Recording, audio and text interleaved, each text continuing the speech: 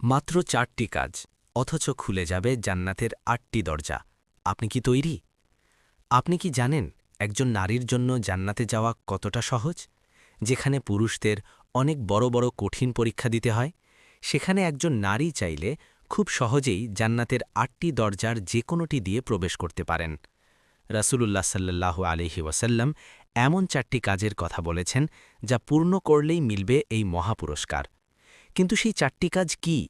চলুন জেনে নিই আজকের ভিডিওতে। ১. ফরজ নামাজ আদায় করা। প্রথম কাজ হল ৫ ওয়াক্ত নামাজ সময়মতো আদায় করা। এটি আল্লাহর সাথে আপনার সরাসরি সম্পর্ক তৈরি করে এবং জীবনের সব কাজে বরকত আনে। ২.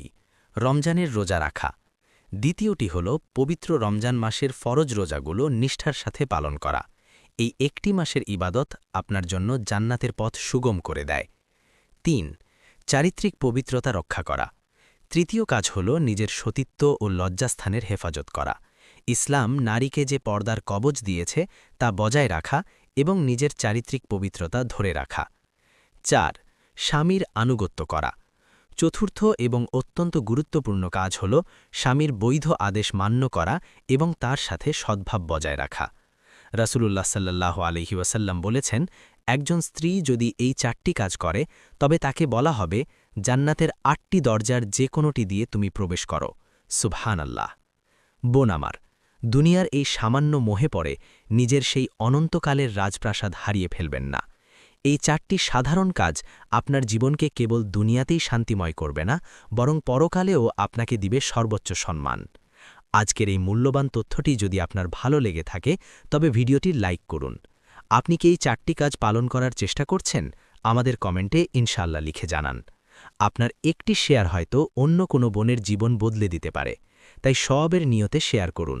আর আমাদের পরবর্তী ইসলামিক ভিডিওগুলো মিস করতে না চাইলে পেজটি ফলো করুন অথবা চ্যানেলটি সাবস্ক্রাইব করে আমাদের সাথেই থাকুন।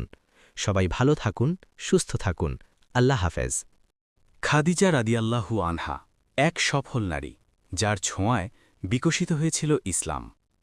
মক্কার জনাকীর্ণ বাজার, উটের কাফেলা, বণিকদের হাকডাক, যুবক খাদিজা রাদিয়াল্লাহু আনহা হিসাব নিকাশে ব্যস্ত। মক্কার বুকে একসময় এমন একজন নারী ছিলেন যিনি শুধু অভিজাত বংশের কন্যাই ছিলেন না, ছিলেন তার সময়ের অন্যতম সফল ব্যবসায়ী। তিনি খাদিজা বিনতে খুয়াইলিদ রাদিয়াল্লাহু আনহা।